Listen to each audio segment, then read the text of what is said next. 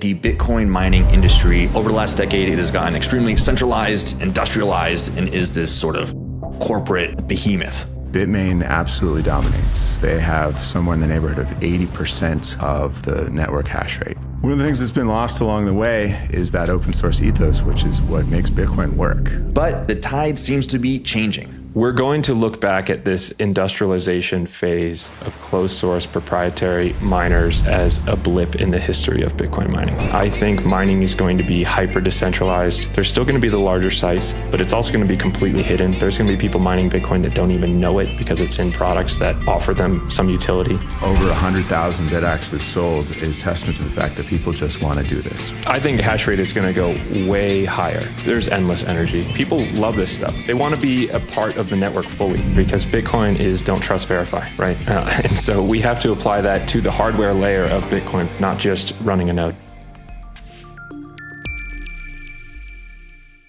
Hello, everybody, and welcome back to the Bitcoin News Channel. I'm your host, Rob Wallace, and today I'm very grateful to be joined by two men who are pivotal in keeping Bitcoin weird, open source, and free. We're talking to Scott 9000 and Tyler Stevens, two men who are pivotal when it comes to Bitcoin mining and making it brought into the home. Gentlemen, how are you doing today? Doing great. Thanks for having us. Yes, absolutely fantastic. Stoked to be here. Cool. Yes, been following both of your journeys and what you've done for Bitcoin mining over the last 2 years or so, I'd say. And it's been amazing to see both of your niche products and projects become sort of foundational things within the Bitcoin space and memes and all of it. They're home projects that people go in and tinker and get their hands dirty with Bitcoin, making Bitcoin tangible to the average person. Been absolutely cool to see.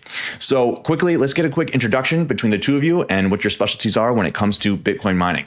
Tyler, over to you. Yeah, thank you. I'm Tyler Stevens. I am kind of the guy behind the Hashrate Heatpunk community movement and Hashrate heating, getting the word out there to use Bitcoin miners in homes and businesses as electric heating appliances and infrastructure as a way to kind of decentralize the network, bring those machines back into the homes where they started after all this industrialization, which I'm sure we'll dive into. Yes, Scott. Yeah, my name's Scott. I'm an electrical engineer, Bitcoiner. I'm the instigator of the Bitaxe project. I'm very motivated to bring Bitcoin mining back to open source, kind of back to its roots for freedom, really, so people can dig into it and understand how it works and are kind of free to build on top of it and really move this space forward and create that decentralization that makes Bitcoin so fantastic. Wonderful. So yes, before we get into the home mining and your guys' projects, I want to take a look at the Bitcoin mining industry as a whole right now. Over the last decade, it has gotten extremely centralized, industrialized, and is this sort of corporate behemoth, right? But it is extremely ruthless and the tide seems to be changing. So from your guys' perspective, give us a look on what Bitcoin mining on the global stage looks like right now on the largest scale. Scott, why don't you take it? Sure. Yeah. I mean, Bitcoin mining has grown quite a bit with the advent of ASICs like a decade ago, ASICs being the chips that are in the miners. We've seen an explosion in hash rate. It's big business now.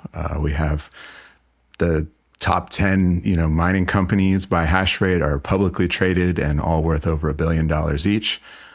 So there's a lot of people getting into it.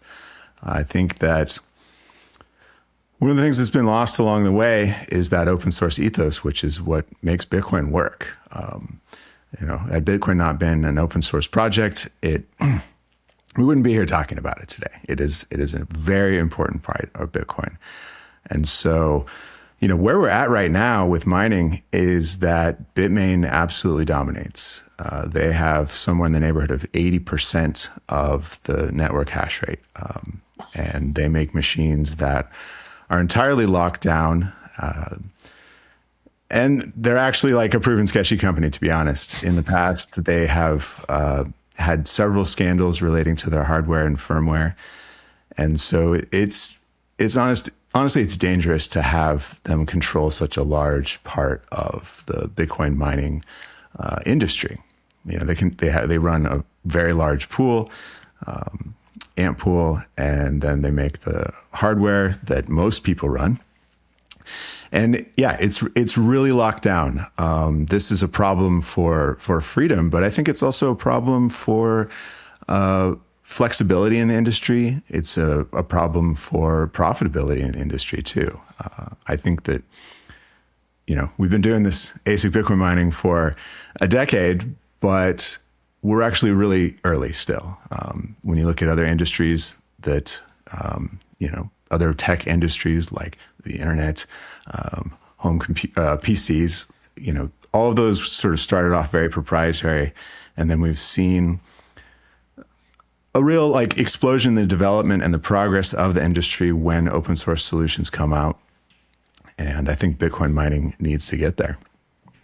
And just to expand on that a little bit, I mean, I don't think the average person really realizes the importance of open source in mining. I certainly didn't for a while. I'm not a dev. I don't have the background that Scott and a lot of these smart guys working on stuff do.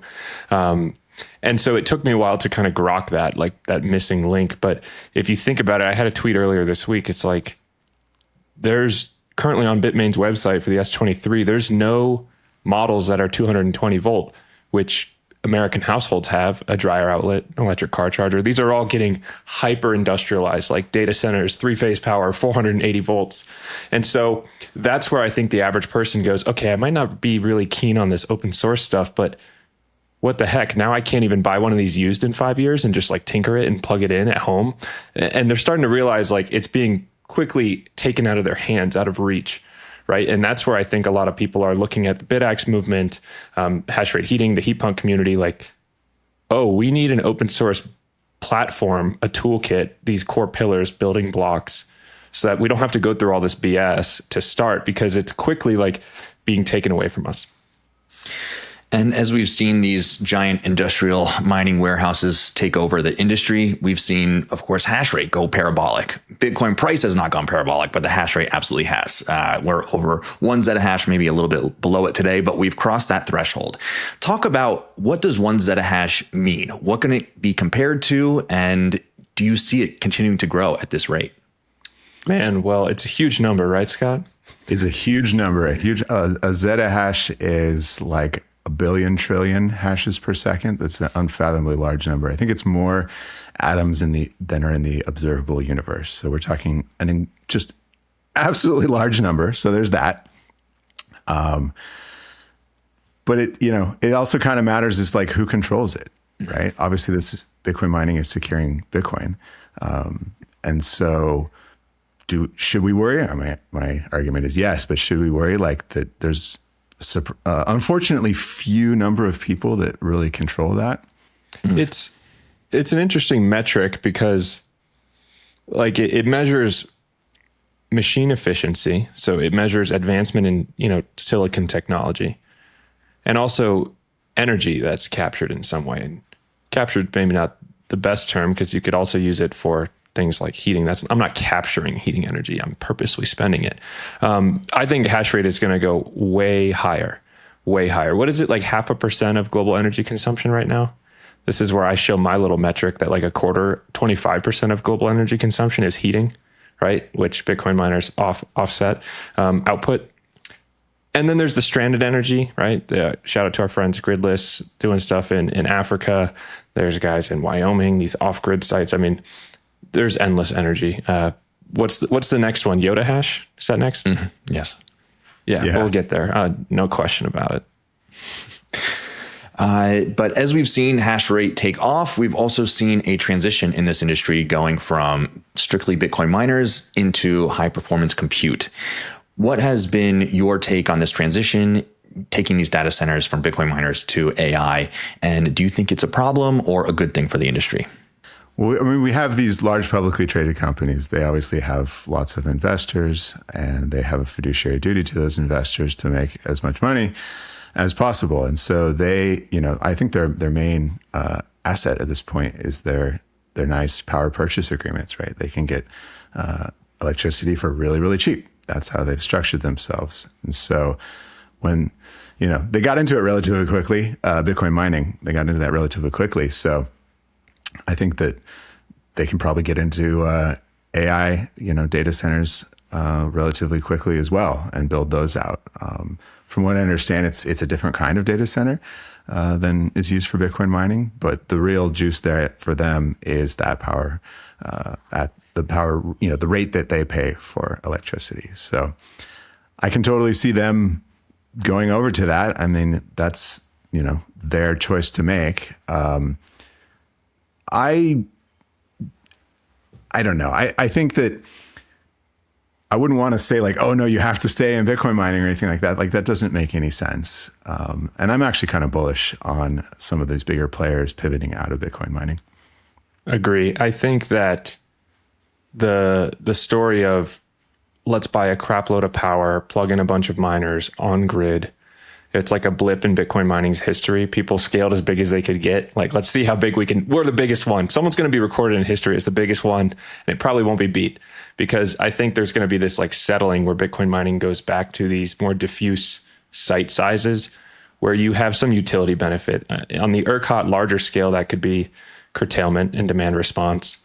It could be heating. It could be national security, like just being subsidized by the government to be this size. But they're certainly going to make more money doing AI HPC. And the cool thing about Bitcoin, like unlike AI HPC that I lean into, is you don't have to be connected to the grid. You don't have to have 99.999% uptime. You can chunk it out into whatever size works best for you to meet that utility aspect, which is unique and cool, and gets me hyper bullish on like Bitcoin coming back to these fun applications. I would finish with one comment, which is like, we're in this limbo state right now where the mega miners are going to HPC, but the people that make the infrastructure, the actual hardware for them, aren't supporting open documentation, open source firmware, chip availability. So we're in this like really crappy scenario where mining at home and in businesses, like it's a lot of work and it sucks. And I think we're going to reflect on these days and laugh in the future. Yeah, 100%. I mean, that's one of the reasons why I'm bullish on this pivot is that the manufacturers of Bitcoin mining ASICs are still around. They have massive investments in this technology. And so you could imagine that when they don't have as many of those big customers, now they might be more interested in what I'm working on, what Tyler's working on, what we're doing at the 256 Foundation. And we're starting to see this sort of initial interest in that too. Yeah, and one of the players that's sort of making that pivot is Canaan, right? They're focusing on more home heaters. And Tyler, saw a tweet of yours where you said that Canaan put out their earning reports and divided it into 3 sections: industrial, home, and self-mining, with the home category up 850%. Yeah, I was surprised to see that. Talk about that. What are they doing, and why is home mining blowing up right now? Well, I think Scott just alluded to it, and we've talked about this a lot between the two of us, and our team is like, Canaan's an underdog, right? So mentioned earlier, Bitmain has like 80% market share, MicroBT with What's Miners in second. Canaan's a very small fish. And for some reason, these smaller ASIC manufacturers have seemingly been like just copying the Bitmain playbook.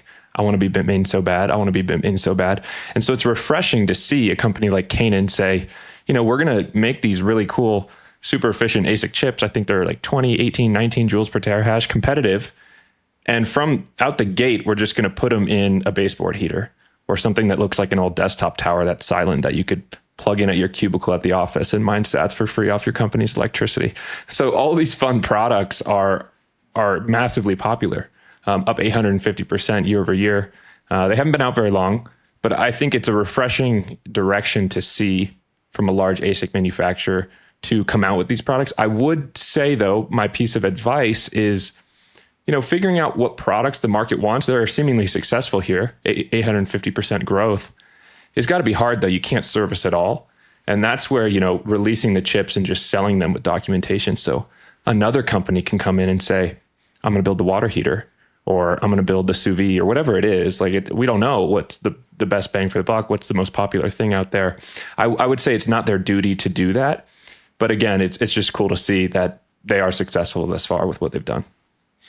I think that's a really important point. Like these ASIC chip manufacturers need to be selling chips to systems builders, like the people who actually make the miners. We saw that in the CPU world for PCs. Intel didn't make computers. They made amazing CPUs. They sold them to everyone who's making servers, laptops, desktops, all that. And that's what sort of, made their dominance in the industry for a long time. I think we'll see that. One of these underdogs, like Tyler was mentioning, is going to try it, and I believe it'll be very successful. And as their large mega miner clientele starts to fall off, it could signal a pretty big shift in how this is done. And one final thought on this, which is, if a company did this and sold their chips with documentation right now, I see why they might perceive it as risky. Maybe it's just like a small market. There's enough people buying industrial stuff, so they don't care about it. But they might think, well, who's going to do this? Who's going to buy it in bulk to make it worth the while? But there might be another limbo period, right? And it's like this chicken and egg, because there's been no documentation and no chips. And so no one's like geared up to be ready to accommodate them. And so someone's got to just leap in and make that shift. And I think we're going to see a plethora of new companies, new products, new businesses started that are using ASICs in their core offerings. Well, one thing that's obvious is that the people love it, right? People want more of it. Whenever we share Bitcoin news videos of people heating their water heater with Bitcoin miners or their home, they just lap it up. They can't get enough of it. They love to share it. So Tyler, let's dive into your world. You come from a background of aerospace thermal engineering, and then you found yourself heating homes with Bitcoin miners. How did that transition happen, and where are we at now with the Bitcoin heaters? Yeah, it was a brief stint in the aerospace industry after college. I actually wanted to go automotive, but anyways, I got brought out here doing aerospace on the thermal team. And so a lot of my job was assessing temperatures, heat rates, all this stuff, thermal modeling. You see those like thermal imaging cameras, that kind of stuff. And I started going to Bitcoin meetups, and I saw some folks bring in their S9s with 3D printed cases and aftermarket Noctua fans to make them quieter, 120 volt mods, so they could run them on household outlets. And I immediately saw these things as electric heaters. Like, how I like to frame it is all this industrialization we've been talking about. How do you outcompete the other guy, right? Bitcoin has this natural game theory effect where it's like, you just got to always be following the carrot on the stick in front of you to get the more efficient machine to outcompete.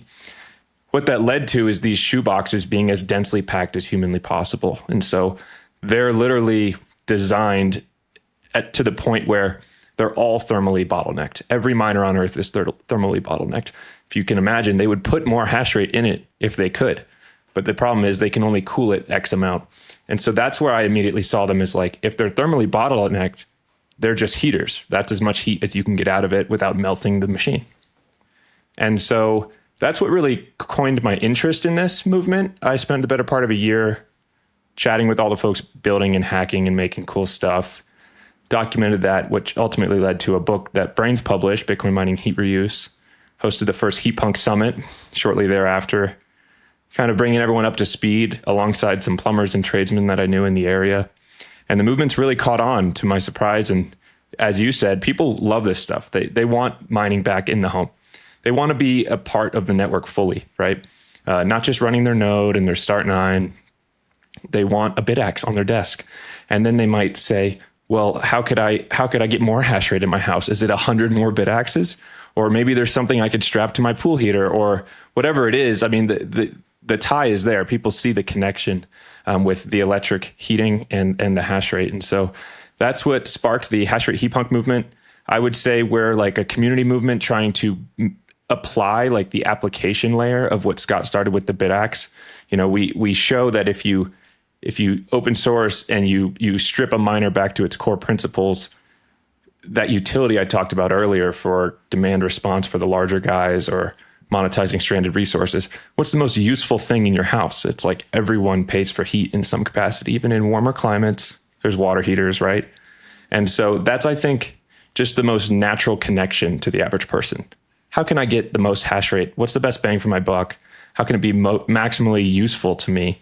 And that's hash rate heating. And so we're trying to marry these two industries, Bitcoin mining and electric heating, so that it's a viable option that you could have in your infrastructure and appliances. And you said that Bitcoin miners are 100% efficient when it comes to heat. Scott, you as an electrical engineer, were you interested in the heating aspect of Bitcoin miners when you first started tinkering with them? Not initially, but Trader. I think Not initially. I mean, I'm a embedded systems developer, right? I work with like low power electronics. And so I just wanted to build a miner. But, when I started hearing from Tyler, some pretty impressive stats and, the crew that is in the Heatpunks was like, this is amazing. Like I both want to do hash rate heating and I also want to like make tools so that these can be, so that people can make better heaters, right? We saw a lot of people that were interested in hash rate heating, but they were kind of, well, they were making these hacky projects, and that's fine. Like you can make hacky projects, you can just do what you want. But, there's so much interest that we saw sort of commercial projects come out that were just taking old Antminer hash boards and sticking them in a box. And it's like, okay, that's cool. That works, but that doesn't scale. You actually you can't really go to market at a large scale by taking sort of undocumented used equipment and selling it. That doesn't really work in the long term. So I obviously now see that there's enormous potential here in decentralizing Bitcoin mining as a part of heat reuse. And so my goal here is to make the best tools we can so that people can make real heaters and we can really get this out there, right? So everyone from making industrial heaters towards, mom wants to get a new space heater. I have an immediate response to that, which is, it's funny. I almost feel right now, I was laughing about this with my colleague Dylan this week. It's like, I almost feel like I want to put the Heatpunk movement on pause and just help decentralize and completely open source the stack, because I've hit all the barriers where I'm like pulling my hair out.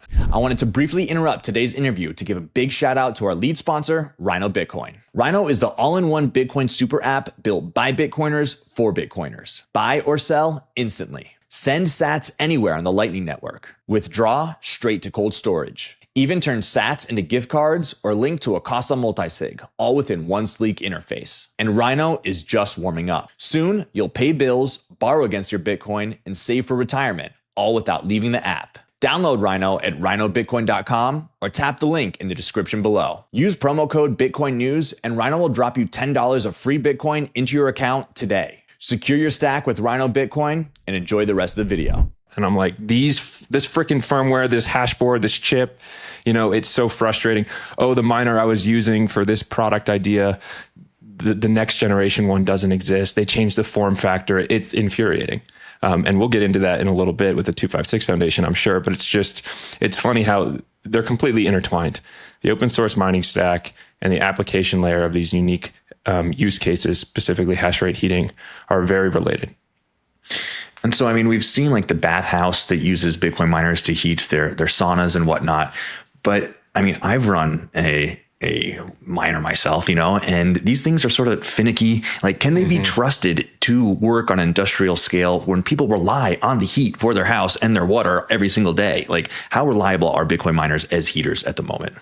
It's a good point. So it's very hacky. Your experience is everyone's experience. And that's because they're designed to be in this data center style, low quality data center, warehouse, shed, running full time, right? And that's where, you're thinking about them from an energy perspective, not from a Bitcoin perspective. You're thinking, when I want heat, I want this thing to run. I don't want my house to burn down. When the internet goes out, I still want the heat. These are like energy framing questions in your mind.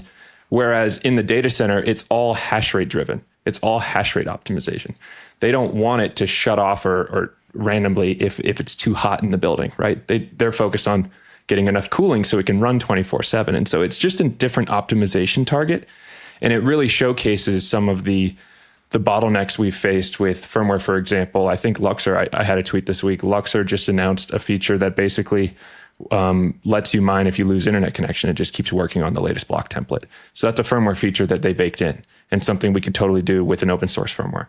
And other features like that, or controlling, right? Scaling up, if it gets really sunny or whatever, the temperature rises, you might want a little bit less heating power, but not all the way off, right? And so all of these questions come into mind, really rethinking how you interface with a Bitcoin miner, safety, all that stuff is very important. I just like got so nerd sniped when I saw people making space heaters that required Ethernet, right? It's like, Yeah. I'm gonna plug Ethernet into my space heater. Come on. And then, obviously people realized this is a pain in the neck. And so there were these extremely hacky solutions to get Wi-Fi connected to your miner. You had to like trick the firmware. You had to trick the hardware. It was like, my like, there's got to be a better way was going crazy. We can do so much better.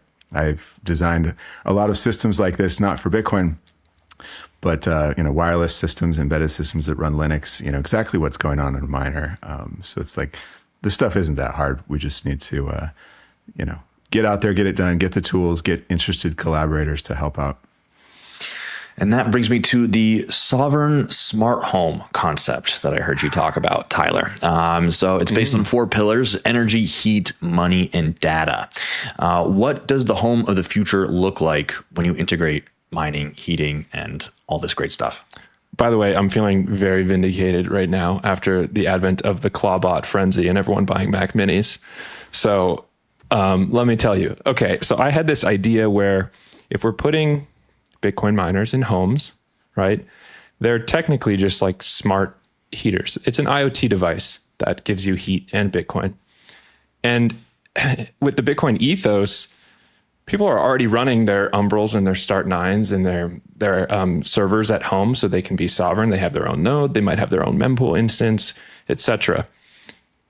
Why also feed your Ring doorbell camera to a third party? I don't know if anybody caught that Super Bowl ad, by the way. It turns out they're spying on your whole neighborhood, doing dog recognition, which I think is actually facial recognition. So that's a whole different can of worms. But the point is, everyone already has smart devices, from their Philips Hue light bulbs to their Samsung TV to their doorbell, and now potentially something that you could strap to your water heater, your furnace, your boiler, your pool, etc.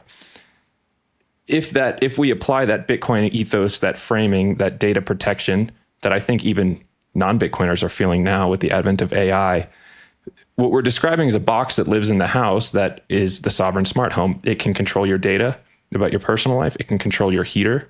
It can also manage things that we've done here at our building where I'm at. Is we have solar on this building. We also have Bitcoin miners strapped to all of our furnaces. We're bringing in the real-time Bitcoin price, the real-time mining network difficulty, the solar flux of how much power. We know our electric rate and we know our gas rate. So in real time, this building is deciding, is it cheaper to heat with gas? Is it cheaper to heat with Bitcoin? Like, you can really dial in all these knobs. I mean, if you want to play devil's advocate, you could even dial these knobs to be like carbon emission reduction, right? You could prioritize the electric Bitcoin mining heat over that. And so that's what I mean by this sovereign smart home, where all the tools exist. We just have to marry them together in a way that's optimally useful for people, which I think economics is a big driver for that, like just save people money. And I do think that data privacy is becoming a bigger concern for folks. Yeah. And Scott, how have you integrated Bitcoin mining in your home? And have you done any of this weird cyberpunk stuff to integrate your whole entire life in terms of Bitcoin mining? Well, that's how I got started in it. I rented an office a long time ago, and like electricity was included. And I'm like, okay, this is great. I'm going to be like a Bitcoin mining god. And so I bought a bunch of S9s and like plugged them in and was like, wait a second, I can't actually be in this room with these Bitcoin miners. They're so hot. They're so loud. So that was the initial wake up call for me, is like, all right, we need to do something. We need to like make these so that they can be integrated into a space where humans also need to exist. And that really got me excited to get this stuff going. Like, it makes perfect sense. I love Bitcoin. I want to be warm. Like, it makes a lot of sense. At my current place, I don't have anywhere to run a bunch of Bitcoin miners, like big industrial miners. And I think a lot of people are in that situation. I think that's why a lot of people end up getting Bitaxes, or these, small home miners, is because they really want to do this, but it's just like, it's basically not possible with the industrial miners. They're not meant for doing this. So, I run a bunch of Bitaxes. I still have an S9 under my desk when my feet get cold. But I have some very lofty plans for what I would like to do with hash rate heating, but I'm also pretty busy designing for this stuff. But even heating aside, like, did you see that Bitaxe case that has a 110 volt outlet on the back of it? So it's just like a wall wart. I mean, that's an example of, so for my Sovereign Smart Home, just to tie these two things together, I have these little wall warts all throughout our building that are creating this mesh network over Zigbee. It's a radio antenna mesh network. And that just means if the Wi-Fi goes out, I can still control lights and stuff like that. But that could also be a Bitcoin miner when the Wi-Fi is not out, right? It consumes negligible power, 15 watts. Like, why not? Yeah, I really like that project. It's a great idea. This is what we want, is people to take this stuff and come up with cool ideas and just do them. I actually really don't like smart home stuff in general. I've gotten burned on so many like crappy products that just don't work. So I kind of avoid it, but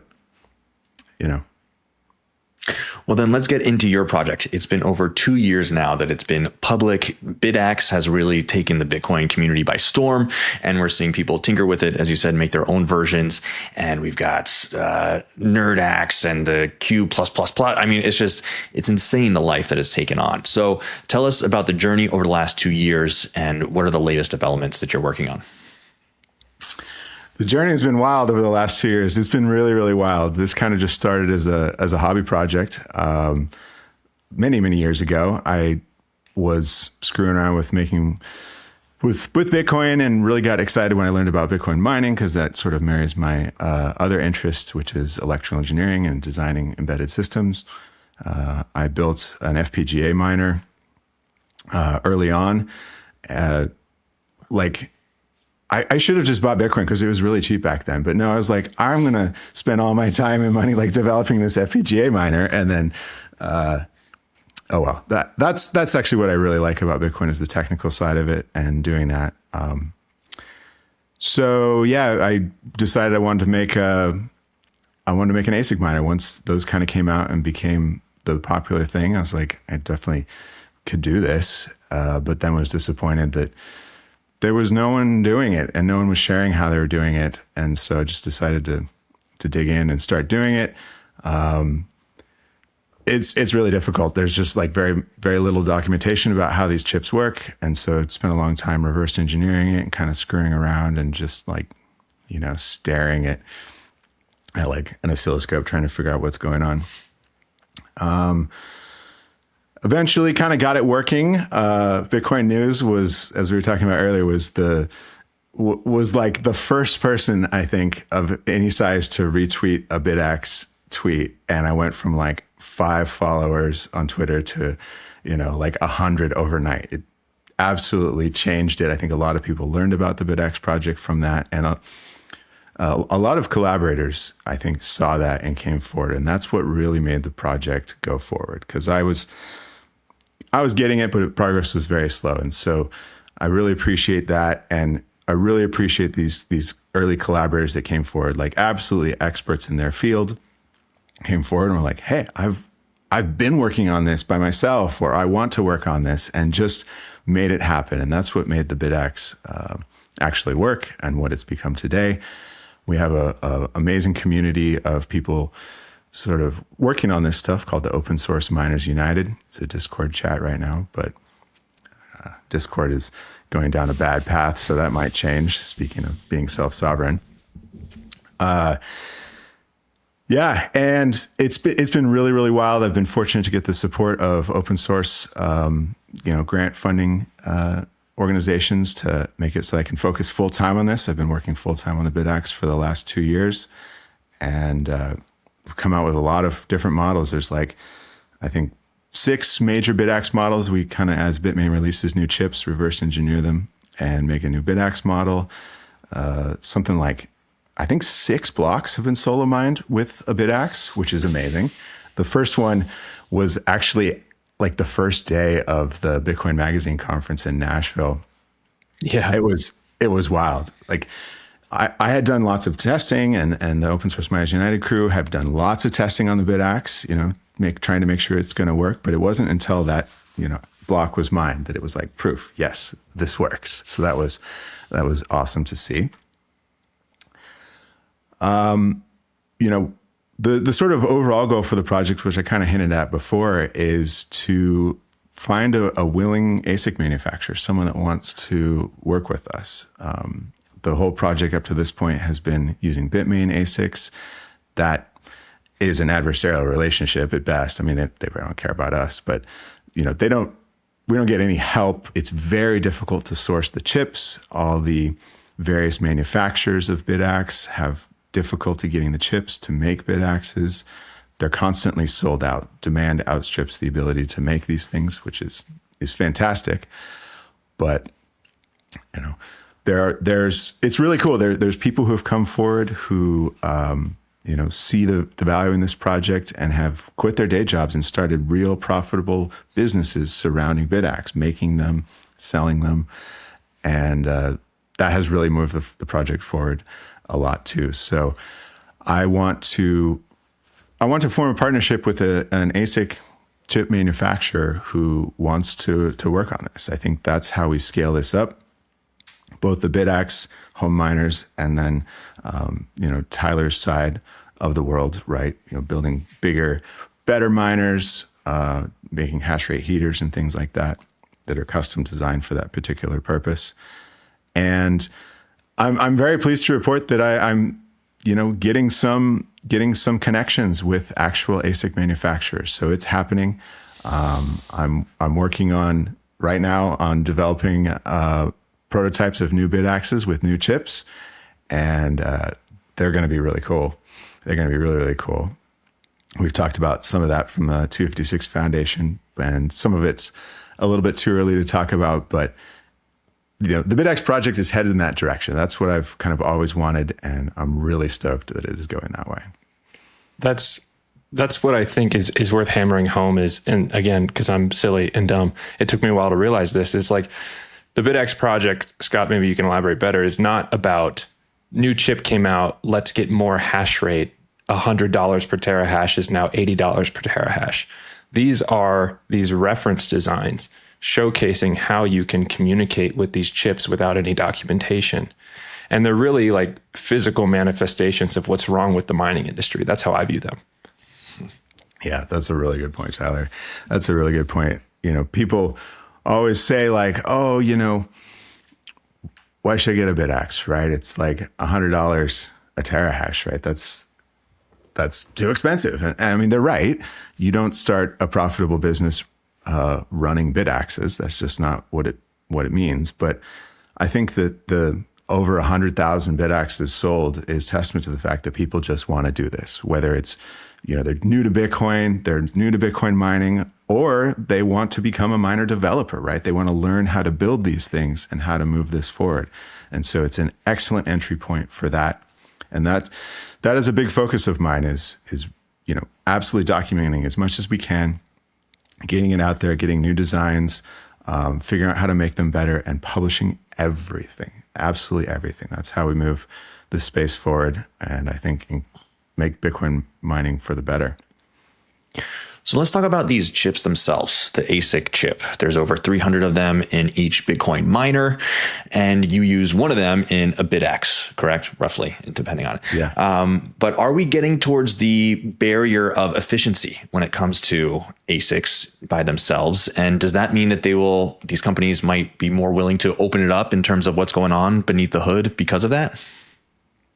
Yeah. I think that's exactly right. So we're starting to see the efficiency improvements on new generation ASIC chips level out, right? I think all the low-hanging fruit has been picked. When these ASIC chips first came out a decade ago, they were 100 nanometers. That's kind of a scale that the feature size on the chip itself and roughly corresponds to the efficiency of the chip.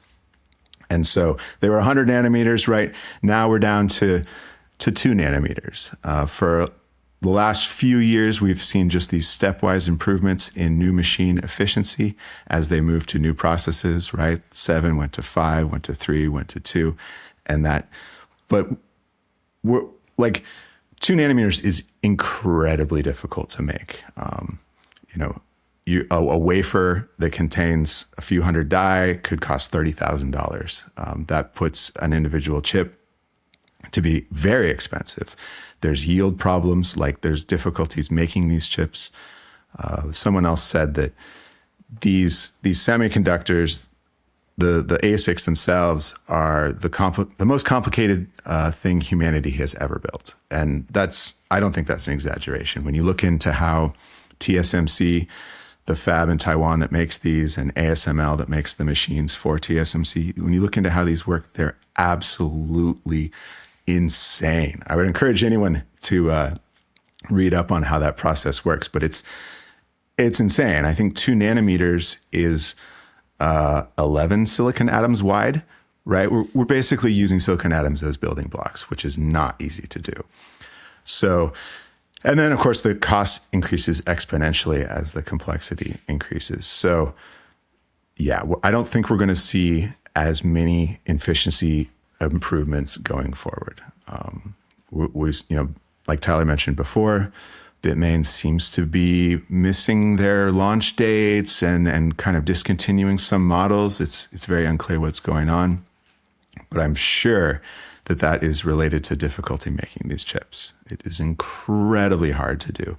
And of course, they're up against other companies at the same fab, like Apple, NVIDIA,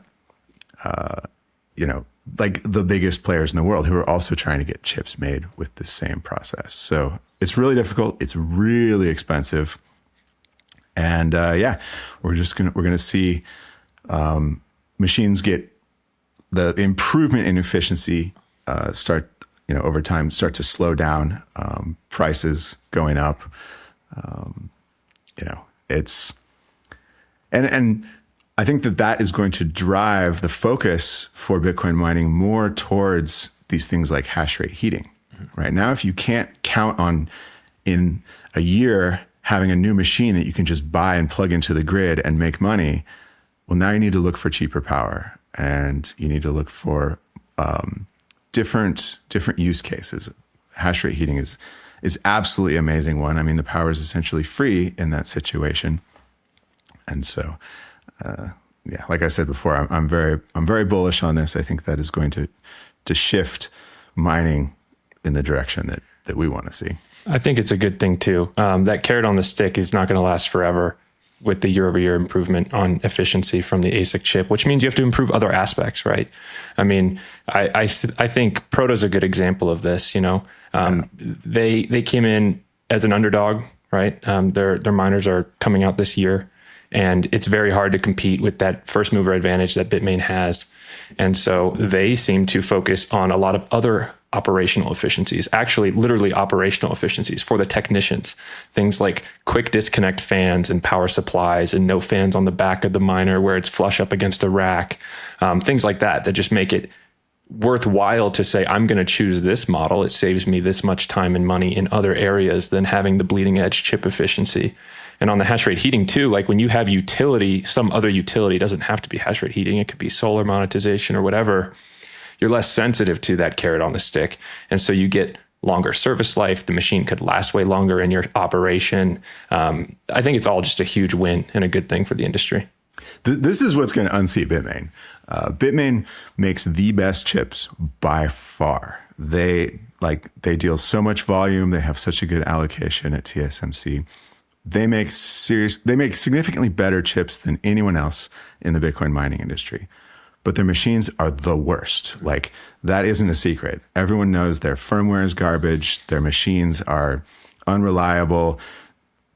But that they've made a name for themselves because their chips are so good, and it just didn't matter for a long time. But now that efficiency in the chips, the improvement there is slowing down, then the only thing that you can do is start to tackle the operational efficiencies, like what Proto is trying to do. And the quality of these machines and firmware really needs to increase. And I think that open source can help quite a bit there too.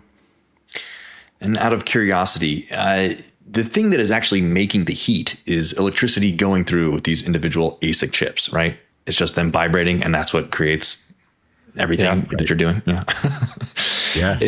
I like to say it in this way. It's so funny. Like, humanity found a way to flow electricity through a very special path called an ASIC chip.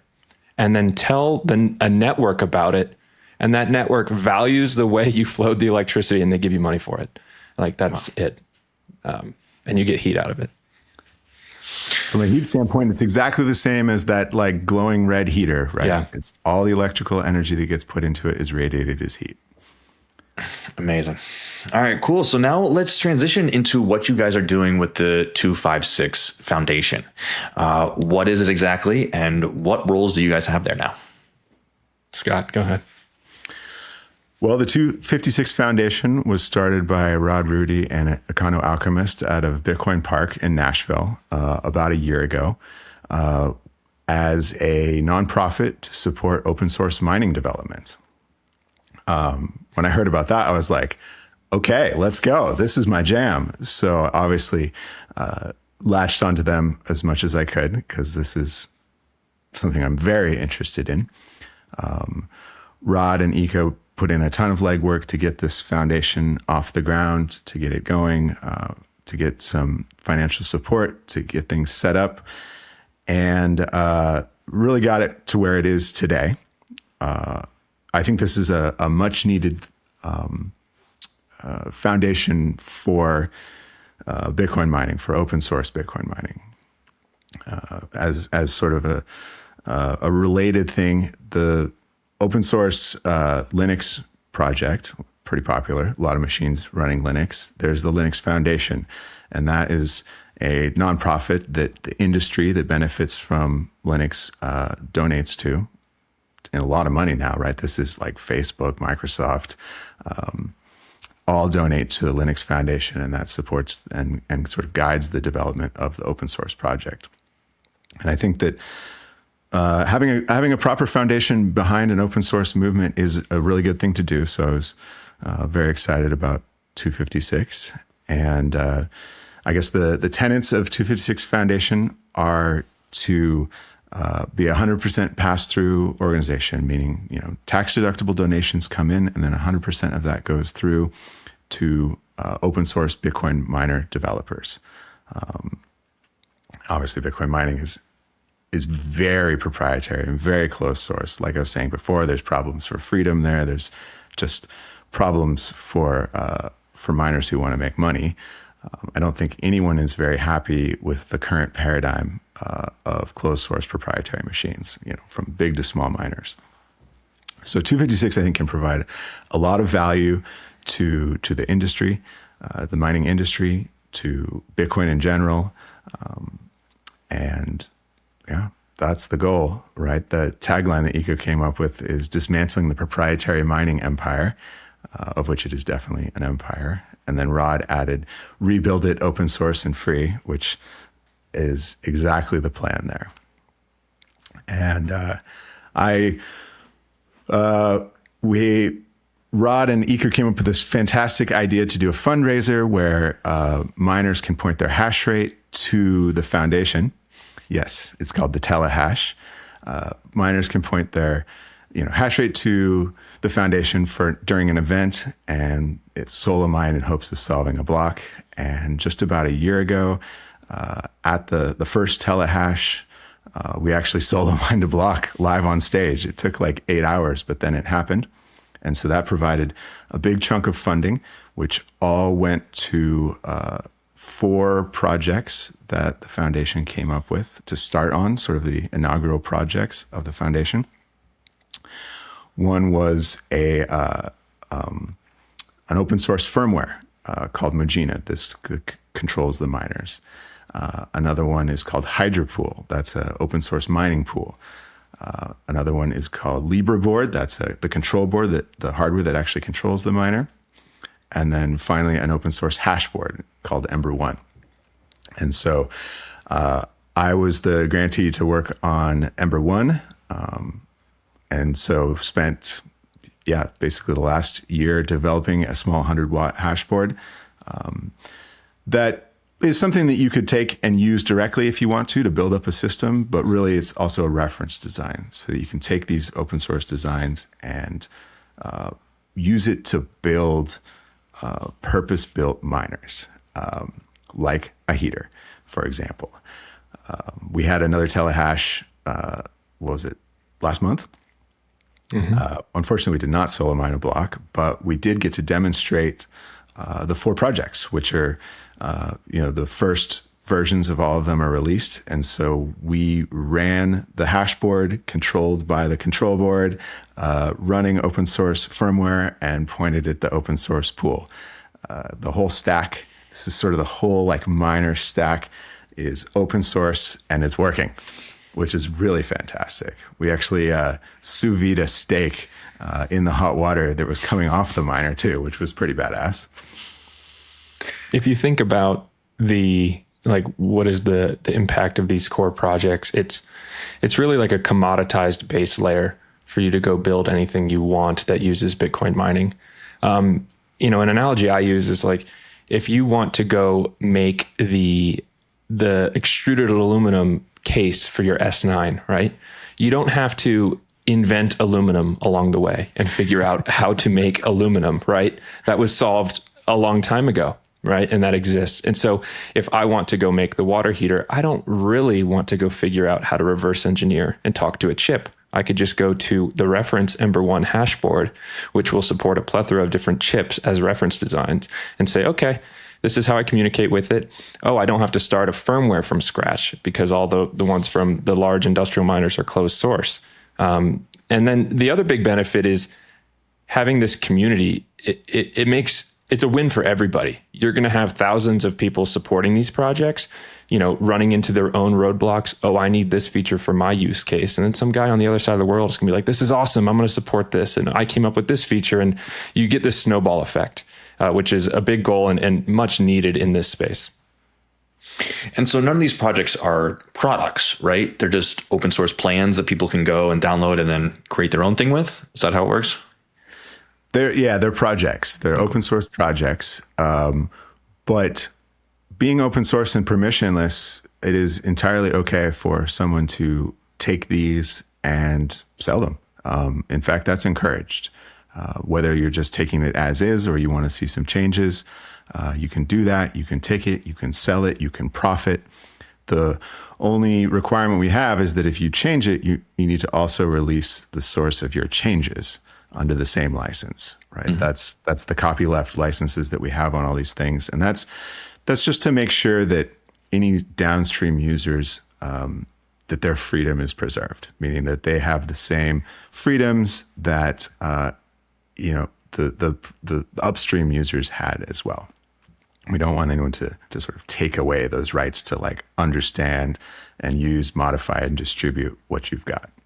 And that's a key part, because without that mandate, you could very well just end up creating the next Bitmain that becomes the next, largest player, biggest fish, that has the best product because they were built atop the development of thousands of people. And then you just cut off the chain, you close source it, and you say, everybody loves our stuff. No one can see how we're doing it anymore. So we don't want that to happen. Yeah, we're trying to disrupt that model. Yeah. But we are sort of seeing that come out of China, right? Copies of the Bitaxe and whatnot. Yeah, absolutely, for sure. Out of China, out of the US as well. It's unfortunate. I guess I've always said that like if it's a good idea, someone's going to copy it. But I think that in this case, the actual legit open source side of things can move so fast and have so many eyes and contributors working on it that the capability and the progress is going to far surpass anyone that takes and makes a ripoff. And I think we've seen that. The sort of copycats they're just generations behind, and no one's gonna contribute to that because they can't. Right. And so why would they get involved, right? That's just kind of going after the like low priced kind of junk market. It's an important flag to carry, the open source flag, because Bitcoin is don't trust, verify, right? And so we have to apply that to the hardware layer of Bitcoin, which is mining, not just running a node. And so looking forward with this new open source mining initiative really taking off over the last couple of years, where is it going? Where do you see Bitcoin mining and Bitcoin mining in the home in, say, 5 years from now, 2030? I think Scott and I talked about this quite a bit. We're going to look back at this industrialization phase of closed source proprietary miners as a blip in the history of Bitcoin mining. I think mining is going to be hyper decentralized. There's still going to be the larger sites, but it's also going to be completely hidden. There's going to be people mining Bitcoin that don't even know it because it's in products that offer them some utility. There's going to be always the folks that have their desktop toy or learning tool, right? Education in schools, and open source being the underpinning of all of that. Like I foresee mining, it's limitless. It's going to continue to grow. It's going to apply everywhere, and we're going to laugh at these days. Yeah. My favorite is that Microsoft used to make a web server, right? And then along came the whole Linux stack with Apache, and the entire internet dropped proprietary web servers. People don't even remember that they existed. I think the same thing's going to happen in open source mining. As soon as these tools get to a point in which people can take it and start building on it, all miners will demand open source. It will be just unthinkable to use some proprietary solution. And I think we've talked about this before too, is like, it seems a little bit like an uphill battle right now to convince the larger players that this is very important. I think that's related to the economic driver of Bitcoin mining. They're like, I don't have time to think about this. Like, I have a mandate to deliver shareholder value, and my mine's not even profitable, whatever. That's a unique application, I think, of the Bitcoin mining network effects and the economic impact. But I do want to reiterate that this open source stack, these reference designs, it's not just so that I can go build a water heater or we can get a really cool Bitaxe on the desk or whatever. I mean, just think about how much of an impact a large gigawatt site has on the grid, national security, being able to verify, you're getting paid out for the shares you submitted to the pool. Like, it's literally, I had a joking comment. It's like, this is financial and security advice for every publicly traded miner to support open source mining development. Like, what are you doing? I love your comments about American mining. That Yeah. It's exclusively Chinese. I was dogging on American Bitcoin. Sorry, Eric Trump, but we got to fix this problem. I think they know it, right? These big companies, they're not happy with the current situation. I've talked to several folks. They don't like it. It's just there isn't a good alternative yet. Right. So much so that they've spent time even making their own control boards and firmware. Oh, yeah. Like, we're not alone here in trying to do this. And through these initiatives, have you guys onboarded people onto Bitcoin who wanted nothing to do with it or haven't even thought about it in the past, or just technical people, tinkerers who opened their eyes to Bitcoin because of your guys, what you're doing? I think typically mining is like the last thing a Bitcoiner might learn about, the average person, let's say. In my realm, though, with like my industry, the engineers, I do think that physicality, that hardware layer, the energy angle is an attraction for a large group of people. It's like, oh, I get it now. Has that been your experience too, Scott? Yeah, I think so. I think there's just a certain personality type that, likes gear, gadgets. Yeah. And, if that's what it takes to get involved in Bitcoin, that's fine. I've certainly heard stories of people that have never even really touched Bitcoin before who have got a Bitaxe and been like, oh, this is pretty cool. Try it out. And it's like, oh, well, now you got to get a wallet. And, it's a slippery slope, but it's a good one to get involved in. So I think that definitely happens.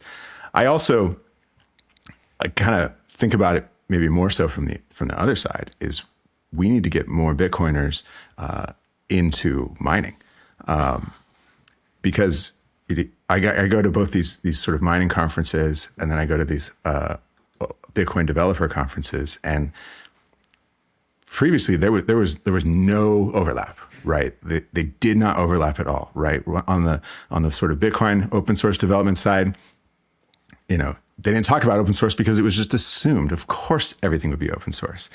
And then on the Bitcoin mining side, there was like no conversation about open source. Actually, not even enough conversation about Bitcoin in general. So I really think that the the cool thing here is to get miners into Bitcoin and to get Bitcoiners into mining, right? We need to merge these groups. It's obviously an intrinsic part of Bitcoin, and it needs to all work together.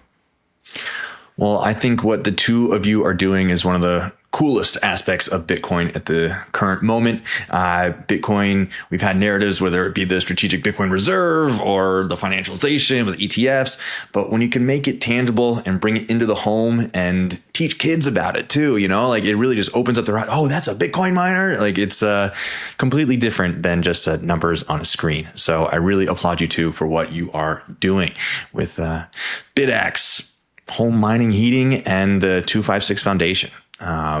Really appreciate it and your contributions to the team. So if people want to find out more about 256 and what you guys are doing, tell us where to go. Go to 256foundation.org if you want to see the projects where you can donate to support the mission. You can also check out an interactive GUI that was built for the Telehash, pointing out my hat here, 256f.org, right? Or is it dashed at 256? Yeah. f.org. dash256f.org. It's D++, shout out to her. She made a really cool dashboard for Hydropool. It's still up and running. I think it's got some really neat features that miners might dig. So check it out. Well, she's gamified Hydropool in a sense where your username can be a Nostr address, your Twitter link, a website. You can have anything be your worker name. It brings in your profile. And so it just is an insight into what's possible when you have an open source mining pool, all these projects that we're working on. And we also read out those hashers during Pod 256, which we record every Wednesday with Eco running that show. Scott and I joined him. If you want to continue following with what we're up to, the latest in the mining industry from folks that are miners and Bitcoiners, not just miners, not just Bitcoiners, but both. Rock and roll. Gentlemen, it's been an absolute pleasure. Keep on doing the good work, and got to have you back on and see what is happening in about a year from now in terms of open source and mining and all that. Appreciate it. Thanks you for having us. Yeah. Thanks for making it to the end of the video. If you could drop a like and a share, it would help in our mission to accelerate adoption. If you're looking for more Bitcoin signal, join over 10,000 readers of our newsletter, Bitcoin News Weekly. Every Monday morning, we send out the biggest headlines of Bitcoin to keep you in the know in under 5 minutes. Links below in the description. Then come hang with us live every Monday at 11 a.m. Eastern. We break it all down live on stream with a new guest, and you can add your 2 sats in the chat. See you next week.